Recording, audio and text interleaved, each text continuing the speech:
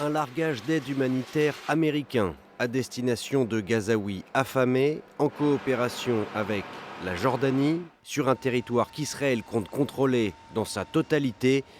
Le message est clair, Washington s'agace de plus en plus de la manière dont Benjamin Netanyahou mène la guerre dans la bande de Gaza. Il y a quelques semaines, les médias américains rapportaient que le président Biden traitait le premier ministre israélien de nom d'oiseau dans des conversations privées. Dimanche, c'est la vice-présidente Kamala Harris, de manière plus officielle, qui met la pression sur le gouvernement israélien. Le gouvernement israélien doit faire plus pour augmenter considérablement le flux d'aide. Pas d'excuses. Ils doivent ouvrir de nouveaux postes frontaliers.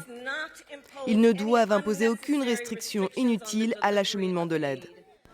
Comble de l'humiliation pour Benjamin Netanyahou, le déplacement aux États-Unis ce lundi de Benny Gantz, l'un des leaders de l'opposition, mais membre du cabinet de guerre depuis le 11 octobre. Furieux, selon le quotidien de gauche Haaretz, le Premier ministre a demandé à l'ambassadeur israélien à Washington de boycotter la visite. Mais Gantz, favori des sondages israéliens, rencontrera très officiellement la vice-présidente, le secrétaire d'État ou encore le conseiller du président à la sécurité nationale. Là encore, le message de Washington, qui lit les sondages israéliens, est limpide.